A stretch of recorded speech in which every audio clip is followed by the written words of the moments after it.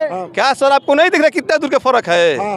भाजपा कार्यालय के सामने हम लोग विरोध कर रहे हैं, रोड पे नहीं कर रहे हैं। अच्छा अच्छा, भाजपा कार्यालय के सामने हाँ हम लोग विरोध कर रहे हैं अडानी के लेकर जी। अच्छा, अडानी मोदी भाई भाई, अडानी मोदी भाई भाई,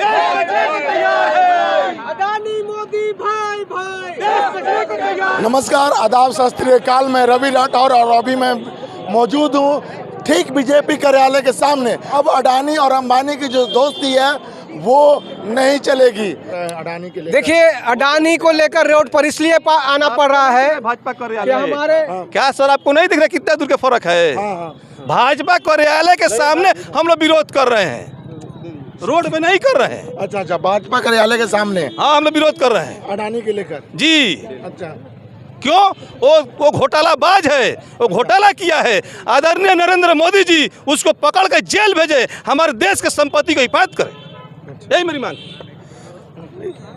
आम आदमी पार्टी पहली बार भाजपा ऑफिस के सामने कर रहा है। जी जी, ये पहली बार नहीं, ये बराबर होता है, लेकिन अब समय आ गया है कि देश के सारे लोग इकट्ठा हों, क्योंकि ये अंग्रेज के संतान ये पैसा लूटकर विदेश भागने का काम कर रहा है, भागने वाला है। इसका पासपोर्ट अडानी का जब्त किया जाए जितना विदेश में दे रहे हैं, ये शर्म की बात है। मोदी जी शर्म करें। अडानी अंबानी का देश नहीं है, ये हमारे देश, हमारा भारत है। उसका पैसा यहाँ रहना चाहिए, हमारा आम जनता का। लेकिन उन्होंने तो बोला कि उससे ज्यादा संपत्ति हमारा है यहाँ। नहीं, बिल्कुल गलत। उनका वो प्रमाण दिला है, उनका क्या है? कुछ कह दीजिएगा तो ये तो महज आप लोग भी जानते हैं कि LIC में किसका पैसा है, बताइए।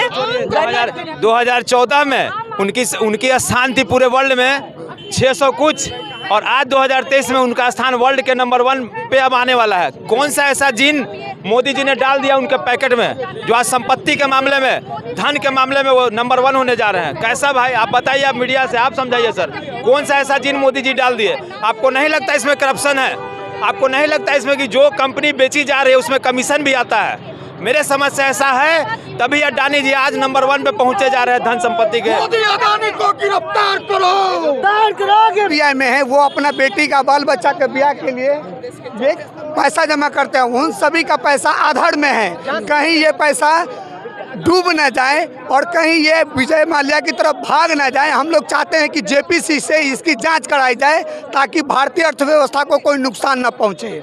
जिस टाइप से आप देखे होंगे कि 630वें नंबर का व्यक्ति वो डायरेक्टली मोदी सरकार के शासनकाल के मात्र 9 साल में 2nd पोजीशन पे पहुंच जाता है, और डायरेक्टली जब हिडनबर्ग की एक रिपोर्ट आती है एक छोटी सी पत्रिका के माध्यम से, वो धराशायी होकर आउट ऑफ 20 से बाहर चला जाता है।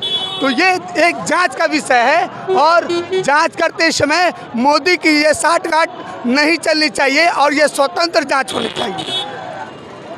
अडानी से मोदी का दोस्ती है या क्या है? नहीं, दोस्ती नहीं है, ये पति पत्नी का रिश्ता है, इतना गहरा है। अच्छा, एकदम बिल्कुल, क्योंकि पत्नी को छोड़ दिए तो हमें लगता है, अनुमान था कि ये पत्नी बना लिए हैं, और ये पत्नी का रिश्ता इतना गहरा होता है जो कि पूरा आजीवन नहीं टूटता है। इसलिए सारे पूरे देश के पैसा गरीब के निचोड़ के और अपने पत्नी को अडानी जी को दे रहे हैं। तो मैं यही कहना चाहता हूँ, विनती करना चाहता हूँ मोदी जी से कि देश को बचा लीजिए।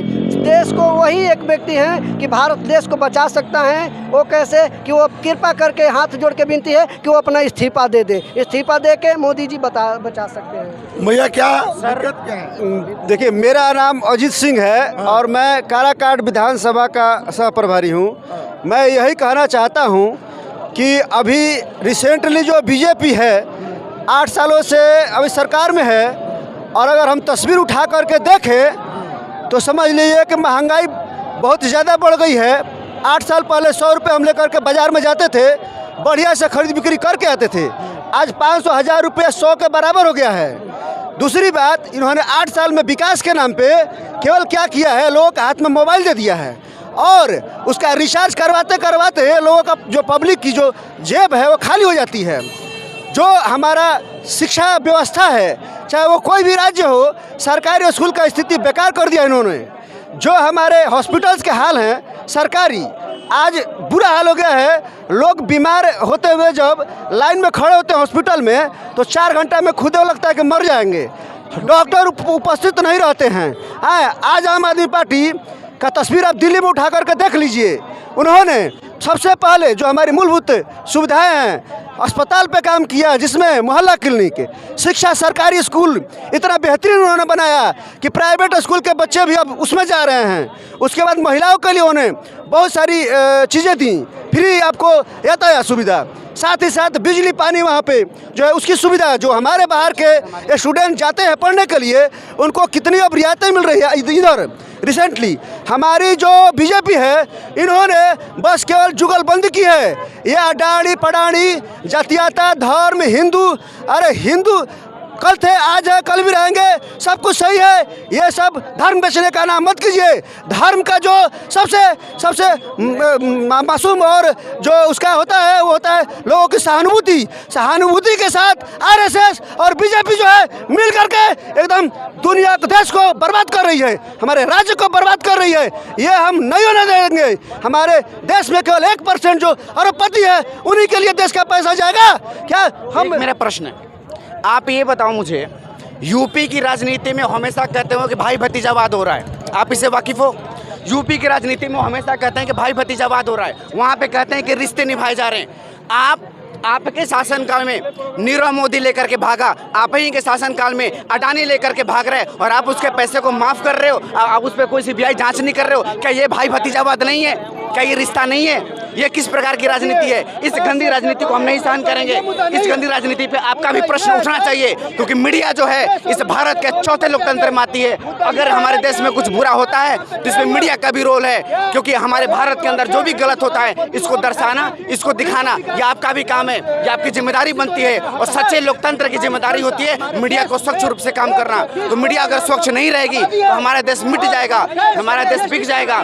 इसलिए हम मीडिया वालों से भी गुजारिश करेंगे कि देश को पर्दाफाश करिए, देश की जो सही व्यवस्था उसको दिखाइए, देश में जो अन्याय हो रहा है, जो गलत हो रहा है